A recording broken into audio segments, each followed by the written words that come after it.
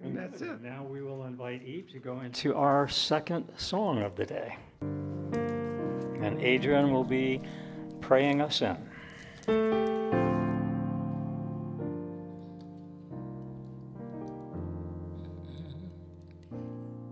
In this very room,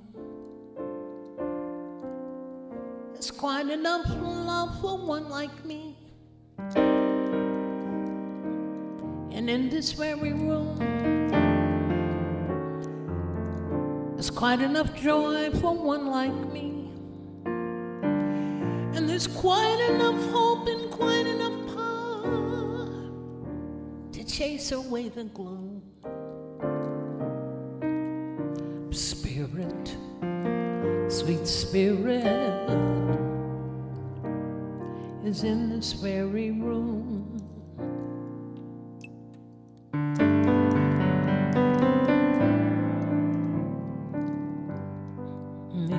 In this very room, there's quite enough love for all of us. And in this very room, there's quite enough joy for all of us. And there's quite enough hope and quite enough power to chase away any gloom. For spirit, sweet spirit, is in this very room.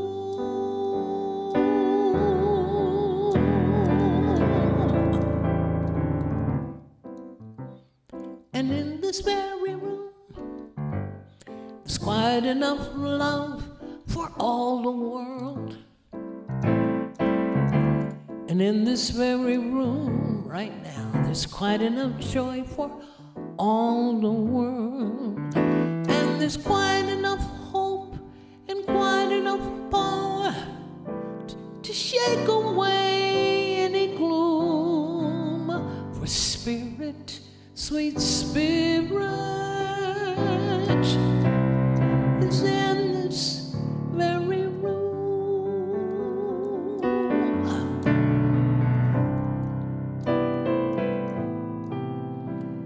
Spirit, sweet spirit, is in this very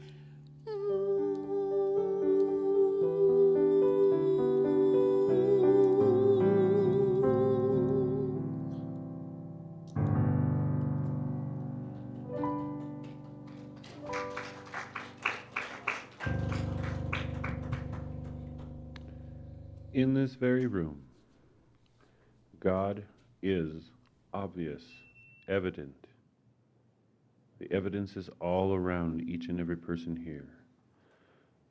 God is here in this space. God is absolute, absolute power, omnipotent, absolute knowledge, knowingness, wisdom, omniscience, absolute, always, everywhere, omnipresent.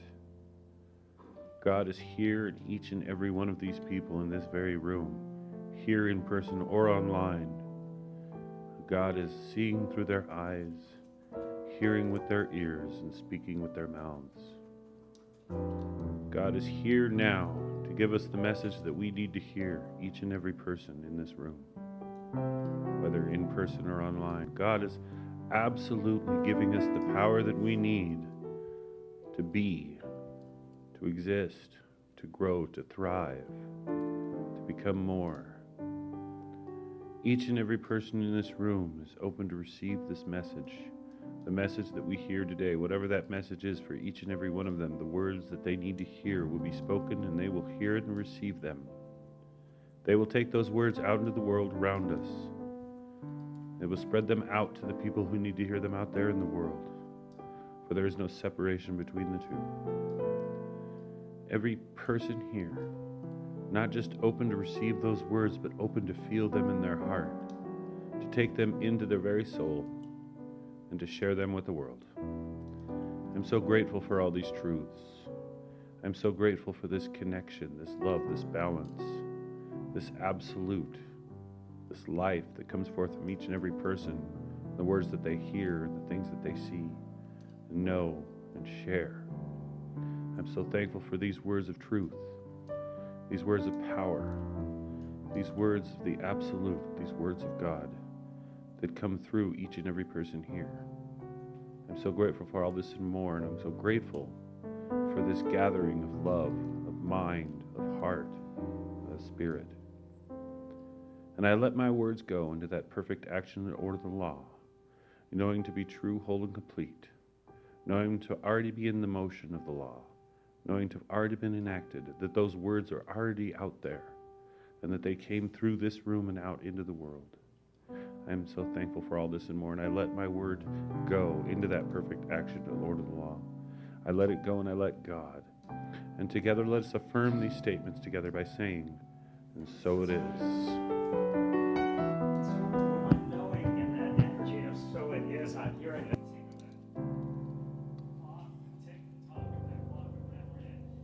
Ministerial school. They actually had us give a talk where you didn't use the word God at all. You could not use the word God because we're always trying to see beyond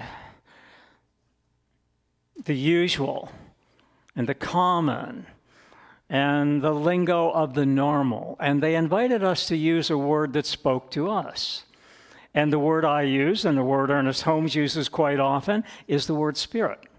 And so I'm going to challenge myself today because I didn't write the talk this way. The word God creeps in for me a lot, and that image of God on a throne with a white beard and a cane sitting up there.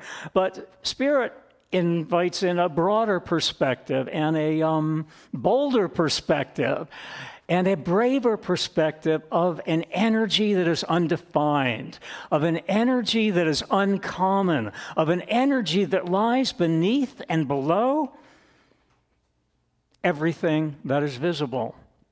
And so today I will do my very best to work on using the word spirit, because that calls in that awe of wonder that lies just beyond the worldly manifestations of everything that is present.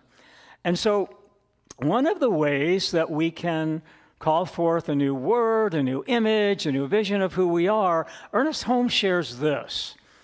He says, you can't scratch the image out of the mirror. If you're standing in front of a mirror, you can't scratch your image out of it. He says to change the image in the mirror, the reflection of the image in the mirror, you must change your personal perspective. And as you change your personal perspective and realize that you're the person standing before the mirror of life, that the only person that you can change is yourself. And the person before the mirror of life is always you. Life is a mirror, and it reflects back to you your perception of the way you're seeing yourself, of the way you're seeing life, of the way you're seeing spirit. And so I'm going to open with a question. And so I ask, and in many teachings it says, as we ask, so we shall receive. So I was at a guest speaker and as a ministerial student once, I think it was in Yuma, and their microphone was clicking in and out. There was static, I don't know if the battery was low, but it was not hitting every word. And I started my talk with, it was supposed to start with, how big is your ask? But the microphone cut off the K. And it came out, how big is your ask? And so we're not going to go there today, but what we're going to go in knowing that we receive when we ask, I'm going to ask you this question. I'm going to ask you to think about this in your mind, and I'm going to ask you to create a visual in your mind. What image, create an image in your mind or let it come to you, what image in your mirror of life would you like to sweetly surrender? What image? Go to an image in your mind. If you want to close your eyes, keep your eyes open. Well, what image of life are you holding in your mind that you would like to sweetly surrender? To release that image of life and to invite in that creative imagineering of spirit to create a life beyond anything you've ever imagined. And so as you go into that creative imagineering of spirit's energy, of spirit's visualization, of spirit's poetry and prose, I invite you to greatly and graciously open to the infinite love light of the One. So I'm going to begin with a chant. Yve is going to play it underneath with me and sing it along with me. And we invite you to learn this chant. You may know it. And then to chant your way into that infinite love light of the One. The chant goes like this. So this is an open chant. It's a call and response. So join in this chant as you feel comfortable. It goes like this, to open up to that sweet surrender of the infinite love light of the One beyond our own image, beyond our mere image of life, into that reception of this greater image of all that is possible when we change our perspective, change our perception, and open to the reception of that wonderful and luminous infinite love light of the One, which we truly are.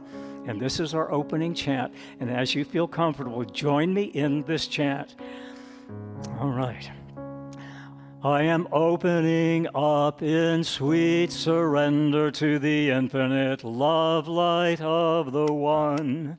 I am opening up in sweet surrender to the luminous love light of the One. I am opening, I am opening, I am opening, I am opening. And now I invite you to open up that infinite love light of the One to see a whole new perspective, and therefore to see a whole new reflection in the mirror of life that you are. So here we go together. I am opening up in sweet surrender to the infinite love light of the One. I am opening up to the sweet surrender of the luminous love light of the One. I am opening, I am opening, I am opening, I am opening.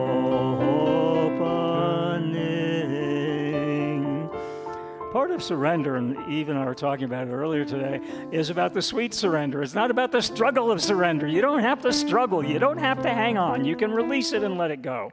And so one of the things that I got to practice this week, Ross and I just got back from a cruise to Mexico, and one of the things, wherever you go, there you are.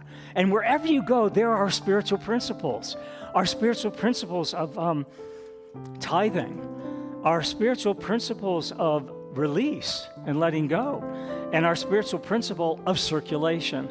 And so I got to practice my principles this week at the casino on the boat. I got to practice my principle of tithing because after an hour of blackjack, I had 10% less money than I started with. So I practiced the principle of spiritual tithing of 10% to the casino on the boat. And they received it gratefully, very gratefully received it. And then, you turn your money into chips, into gaming chips. So you're releasing the consciousness of money and it's gaming chips and you're having a good time. And I was having a good time. But then I had to release the consciousness that they were my chips because after an hour of playing, I had 10% less chips than I started with. And the casino had what I thought were my chips, but they informed me they were now their chips. And so leaving the blackjack table, I said to Ross, the luck wasn't very good at the blackjack table, so why don't you try the slots with your money? So I practiced the law of circulation with his money. And he tried the slot and he put in a pretty good sized bill. 20 minutes later, he had circulated his money to the casino. I said, oh, come on, Lee, we know this is going to pay off. So he put in another large bill. 20 minutes later, he had circulated that to the casino. So what I'm learning in life is that wherever we are, there we go, and wherever we are the spiritual principles of tithing and releasing attachment to believing it's ours and to consciously circulating whatever it is we choose to circulate. And so our opening story is about surrender. Whether you're surrendering your money, you're surrendering your casino chips, you're surrendering conscious circulation. And it's a story about the man before the mirror and sweet surrender. And I like this story because it speaks to our theme today, and it speaks to our spiritual principle of release, let go, and receive. For years, there was a man who used the mirror every morning like a verdict. He would use it to look in the mirror as proof of his lack and permission to stay the same. But one quiet morning, might have been a Sunday morning, might have been at CSL Beaumont, might have been at Southold Methodist Church in 1920, 1930, 1940. But one quiet morning, this gentleman, still tender from yesterday's harshness of his world, looked into the glass of the mirror before him, and he sensed the sacred. He sensed the sacred, infinite presence of the one meeting him right where he was standing. And right where he was standing was in front of the mirror. And where we are always standing at all of the times is in the front of the mirror of life. And so in that moment in the front of that mirror of sweet surrender, it was not so much his face that changed as he sensed that infinite presence of the one. He sensed a shift in his consciousness. He remembered there is one life, and there is one spirit. And that life of spirit was his life right here and now in that moment before the mirror. And the law reflects our thoughts back to us with perfect mirror image clarity. And the mirror simply agreed with the beliefs that that man had been rehearsing and rehashing and reliving. He placed his hands on the glass of the mirror, and he offered a simple treatment. He said, and he spoke these words, I recognize the one. I unify with love. I release the story of separation, and I accept divine right action in me right here and right now. And I know and I accept that this is done. And with that affirmation, he experienced something in him softening. And it wasn't a weakness, but it was a growing willingness. He saw the patterns he had called personality and pride and silence and the need to be right, and he named them what they were, learned beliefs. In that naming, he became free. He chose a new practice to pause and to listen and to speak from compassion and to make amends and let love be the new authority in his life. When he walked away, the mirror still remained that ordinary reflective glass before him, but his inner atmosphere had changed. The man in the mirror had begun to change not by force, but by his act of faithful surrender to the truth. What image in the mirror would you be willing to release and let go and sweetly surrender in order to enter into the sweet surrender of seeing and being and becoming the more of your yet to be of who you truly are? Our talk title is The Sacred Mirror, the nature of sweet surrender. And I sweet surrendered this morning about 4:30 because we'd printed the programs last night and Ross had folded them. They were ready to go. And the subtitle wasn't right, and the nature of sweet surrender dropped in at 4:30 this morning. And I reprinted all the programs, and Ross refolded all the programs because there was a harmony, and there was a synchronicity, and there was a certainty and a surety and a sincerity in changing that subtitle to work with the title, and it felt right. And it felt sincere. And the word sincere, sincere, means to seal it in wax. If you remember in the old days, the kings and queens sealed all their letters with a wax seal to make sure that their original letter arrived at the receivers unopened and untampered with. And so sincere means to seal it in wax, to seal it in the wax of authority, to seal it in the wax of originality, to seal it in that wax of knowing who we are. And we do that by coming to know the nature of mirrors in a different way than we've ever known them before. We come to know not the nature and the fairy tale nature of mirror, mirror on the wall that we've all been taught, And we come to know the nature of mirrors not as the movie screen nature of the mirror has two faces, and we come to know the nature of the mirror not as the bad luck of nature or break a mirror and have 7 years bad luck. Our Science of Mind philosophy is not about preaching, it's about teaching. It's not about good luck or bad luck or luck of the draw. Science of Mind is not about luck of the Irish, lady luck, lucky sevens, or lucky charms. Science of Mind is not about the surface values of luck, not even on a day at the casino. Science of Mind is about the deeper values of love. Science of Mind is about the transformative power of love. And Science of Mind is about the transcendence of our human beliefs in order to allow a deeper universal truth to come forth. Science of Mind is about raising, praising, and amazing up that which lies just below the surface of our knowing, just below the surface of our known, just below the surface of what we've been taught. In essence, Science of Mind is about a divine new awareness. And it's like the cork in a bottle. It has to burst free. It can't be held into that bottle, and that's Science of Mind. That's spirituality. That's our teaching. That's our energy. That's the essence of this flow of life. It bursts forth like a cork from a bottle and like a cork held under water. That cork must rise to the surface. Our spiritual truth, our spiritual authority, our spiritual authenticity of who and whose we are always rises to the surface, and nothing will keep it down. Absolutely nothing can keep that cork of consciousness down. And if that cork should find its way to a river and be floating on a river, that cork has got to flow with the natural free flow of that river, the water of that river. And so knowing our consciousness has to free flow. Our consciousness has to burst forth. That effervescence, that essence, that eternality invites us to move beyond the fundamentals of Western beliefs. And in our Western beliefs, we're raised to believe in 3 A's. The A's of affluence, the A's of achievement, and the A's of appearances. In Science of Mind, we invite in a divine new spiritual awareness. And the 3 A's move from affluence and achievement and appearances into awakening, aliveness, and alignment. 3 A's, different meanings.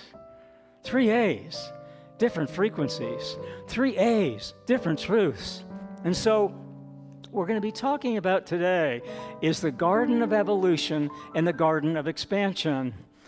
We're going to be talking about the Garden of Adam and Eve, but we're going to be talking it in a new way as a rise of self-awareness, as a rise of spiritual oneness, as an awakening of a cosmic consciousness within us that, like that cork, has got to be effervescent and break free and fly free. And so if we come to see the story of the Garden of Eden and the Garden of Adam and Eve, we can come to see it as a birth of individual consciousness. It's the birth of 2 people making a choice to live consciously according to their divine inheritance, their divine awakening, their divine awareness, their divine oneness. It's consciousness knowing itself through the actions of Adam and Eve in that garden. And in the traditional thought, eating of that fruit represented disobedience to authority, disobedience to the religious powers, disobedience to the political powers. Yet in Science of Mind, in that awareness, in that awakening, in that aliveness, eating the fruit did not represent disobedience. You can't be disobedient to spirit because you're spirit. How can you be disobedient to something that you are? You can't be disobedient to spirit because you are spirit. And so eating the fruit in our Science of Mind teaching, that awakening, that awareness, and that aliveness, eating that fruit represented the divine urge desiring to express itself through humanity. And the exile from Eden, in traditional fundamental teaching, is not exile the way we consider exile. The exile in Science of Mind was the awareness and the concept of duality, that we could ever be separate from that energy and that essence and that effervescence that we are. How could you be separate from what you are? How could you be in exile from what you are? And so we don't look at it traditionally. We come to look at the Garden of Adam and Eve as twin movements of spiritual reality. Two movements as once. Remember the Certs commercial? It's two mints in one. It was a breath mint and it was a candy mint. This was the 60s. Certs, a breath mint and two mints in one. Well, Science of Mind is two religious perspectives. They're not religious. It's two spiritual perspectives of reality.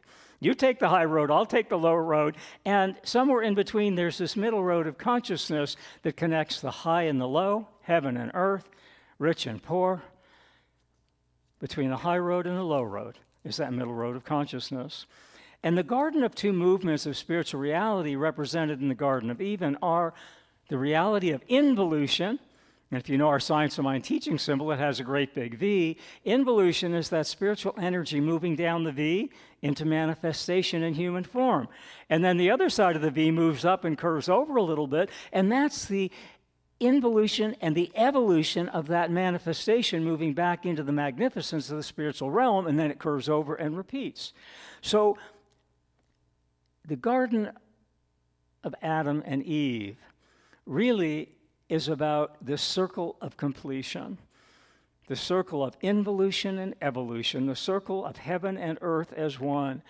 And whenever we feel we're stepping away from unity, and the Garden of Adam and Eve was represented as our stepping away from unity, our breaking away from authority, our breaking away from originality and truth. In the higher perspective of Science of Mind, it's about stepping into that higher authenticity of who and whose we really are. And so when it appears that we're stepping away from unity, in truth, in Science of Mind truth, the Garden of Adam and Eve represents a step toward reunion, if only we have the eyes to see. The garden in Science of Mind teaching is represented as a state of consciousness. Eden was never a place we were cast out from.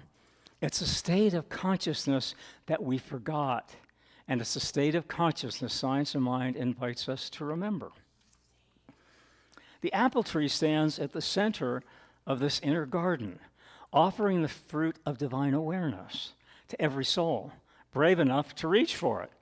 Spirit does not punish the seeker. It rewards the one who hungers for that truth that's within. You know, the Garden of Adam and Eve and the tree of life is about tasting the fullness of who you are. It's about tasting the fullness of who you are. To eat the fruit is to taste of the fullness of your own divine nature, and to know yourself not as a fallen creature, but as a beloved expression of the infinite. This knowing does not separate us from the sacred. It dissolves the illusion that we were ever separate. The fruit of awakening reveals that we have always been at home in the garden of our own soul. The tree that grows in every heart, and we're planting a tree today after service, the apple tree of Eden is not a relic of ancient mythology. It grows in the center of every human heart. Its roots are fed by the living waters of spirit. Its branches reach toward the light of higher consciousness, and its fruit ripens whenever a soul chooses awareness over fear, love over separation, and truth over the comfort of sleep. So we're coming to see the Garden of Eden beyond the story of just a story of two people. It's not merely a tale of Adam and Eve, two figures in an ancient narrative of temptation and exile. Read metaphysically, Eden is a divine blueprint. It's the original archetype of consciousness itself. The garden represents the mind of spirit before differentiation, a unified field of infinite potential where every possibility exists in perfect harmony, awaiting the impulse of awareness to bring it into expression. Each element of Eden maps to a dimension of metaphysical reality. The garden itself is a universal mind, boundless, fertile, self-sustaining. The tree of knowledge is the axis of discernment where consciousness learns to differentiate without losing its unity. The four rivers flowing outward represent the creative channels through which spirit distributes itself into manifestation. Adam is not a man, but the awakening principle. Adam is consciousness becoming self-aware. Eve is not a woman, but the creative imagination, the soul's power to give form to spirit's ideas. Eden is not a geography lost in time, but an architect embedded in every soul. The garden exists right now as the deep structure of your own awareness, the silent, fertile ground where spirit plants its intentions and consciousness gives them form. To return to Eden is not to reverse history, but to re-enter the metaphysical architecture that has never stopped operating within you. Thomas More, in his book, An Enchanted Life, shares that the way we return to that enchantment of consciousness coming to know itself is by coming to know nature. And he shares that one of the greatest ways that we get to come to know that nature of the garden within ourselves is by reconnecting with that child within, that play-like childishness. And there's a story Terry Cole Whitaker used to share about a child at an airport. She was in an airport one day, and she saw a young child looking out the window at an airplane. And the airplane was taxiing, getting ready to take off, and that young child went, the plane, look at the plane, look at the plane. And the parents went, it's just a plane. Stop making a fool of yourself. It's just a plane. Stop making a fool of yourself. Well, where in life, how many times have we been told to stop making a fool of ourselves? But Thomas More says the gift of coming to know that inner child within is the gift of coming to know that garden of consciousness that we truly are. We were on the boat, and there was a child eating a piece of pizza, and it was the first time, very young child, mom and dad were there, and he was eating a piece of pizza, and it was the first time he could hold that pizza on his own. The kid was in joy. There was nothing but that piece of pizza. The joy he was in, the expectation, the experience that he was doing it on his own and eating the pizza on his own, and there was nothing but that piece of pizza in his whole world. How can we return to that childlike innocence where there's nothing but that spiritual awareness of transformation, that spiritual awareness of higher truths? You know, long before sacred texts were penned, and they were penned by man, not by God, the earth itself offered a living scripture. And that's part of our Science of Mind teaching. The scripture of the cycle of seed, soil, and plant is nature's most intimate teaching, a mirror reflecting the deepest truths about who we are and how we grow and what we are becoming.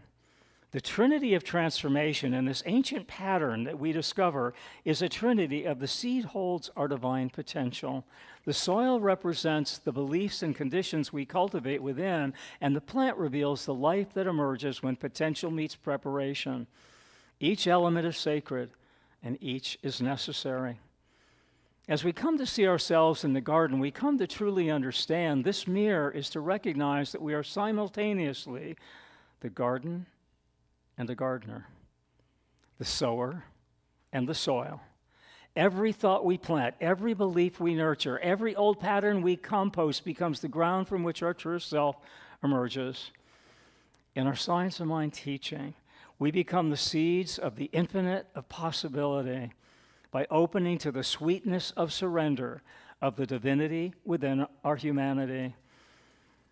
And today we looked at the seeds of our divinity, opening to the mirror of our humanity by willing to enter into that sweet surrender of releasing the way we see God as someone in heaven, as a gentleman with a white beard, into that infinite essence of that energy of possibility, that infinite energy of the luminous love light of the One.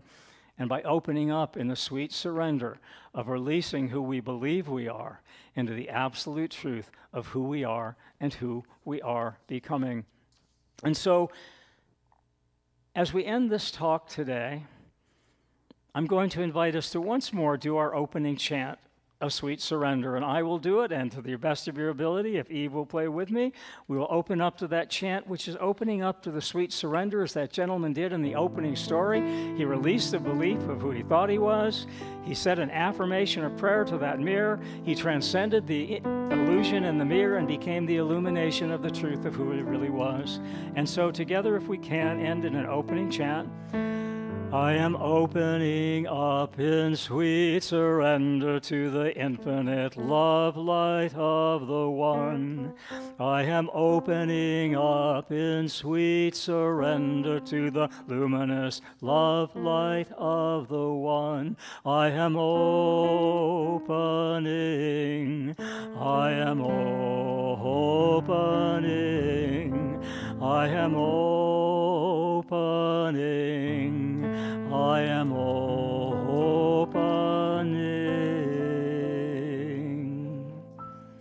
Now I invite Yve to take us into our final song.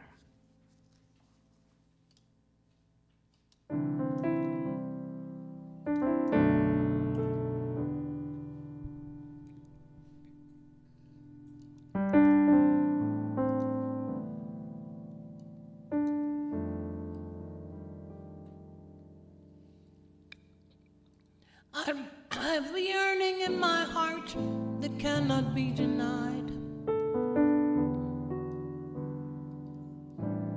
It's a longing that has never yet been satisfied.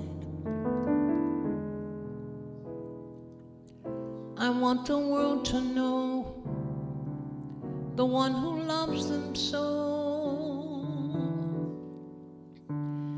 Like a flame, it's burning deep inside. When I think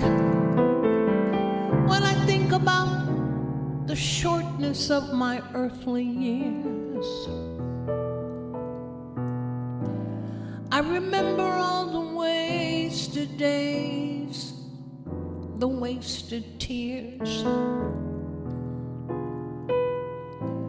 I long to sing the word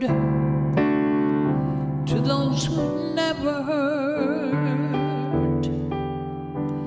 of the one who can dispel all fears. To be used of God, to sing, to speak, to pray. To be used of God to show someone the way.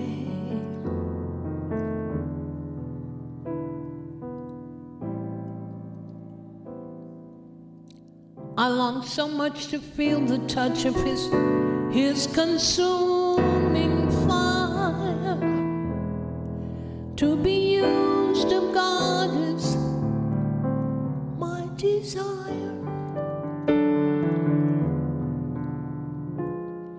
When I think of all the shortness of my earthly years, I won't be here much longer, but I'm real happy about being anywhere. I remember all the wasted days, the wasted tears. None of them were wasted. It was just my journey. I long to sing the word to those who never heard of the one who can dispel all fears.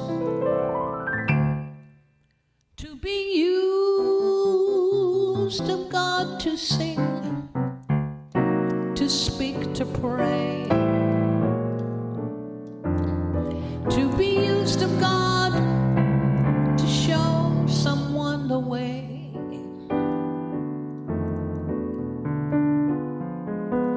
I long so much to feel the touch of His consuming fire. To be used of God, to be used of God, to be used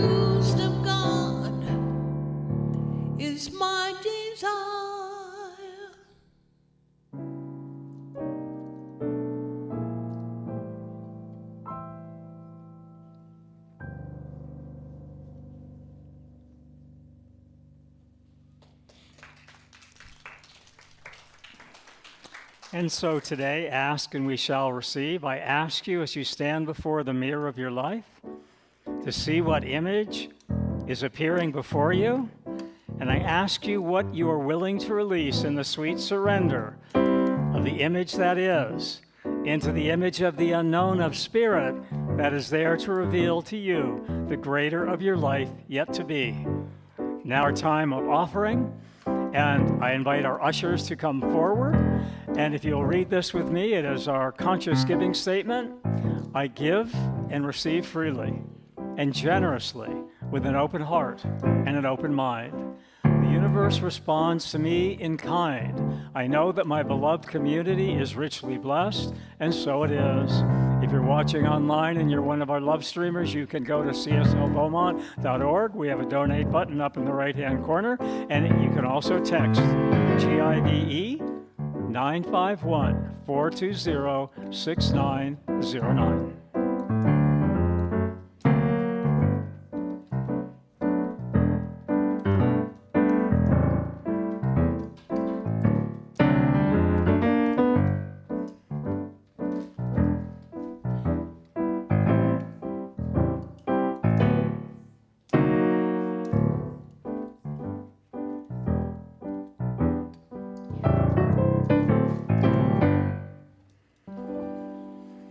And if you're new to the community, we have some new people here today. We stand up at the end of service. If you're comfortable, we hold hands, we encircle the sanctuary, and we sing our way out. And Yve will be guiding us in that song as we sing our way out.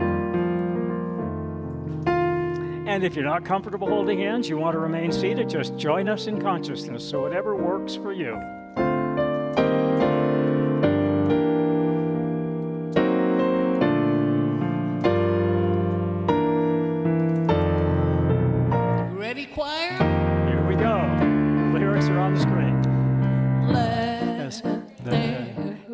Peace on earth, and yes, it begins with me.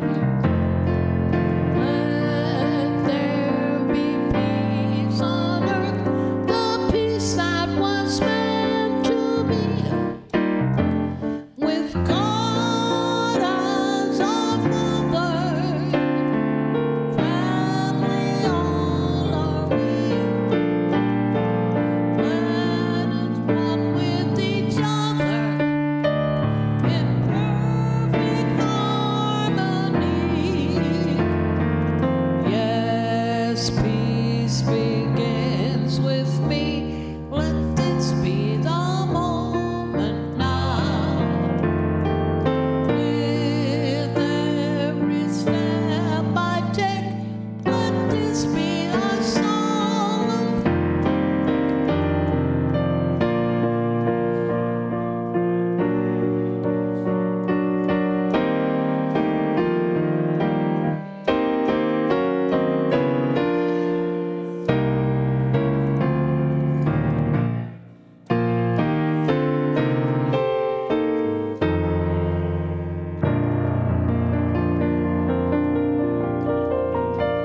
So something wonderful happened at CSL Beaumont today, and that something wonderful was consciousness rising to the awareness of what we think about, we bring about, that our words have power, and whatever we stand before the mirror of life, what's reflected back to us, we can change that reflection by changing the person who stands in front of that mirror.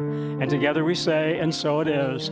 We have prayer with Adrian in the prayer room. We have, and we're going to be planting a tree. So we're going to follow Shanna and Ross out front, if you want to follow us out front, and we'll be planting a tree out front for Earth Day. Okay, need help unloading the car?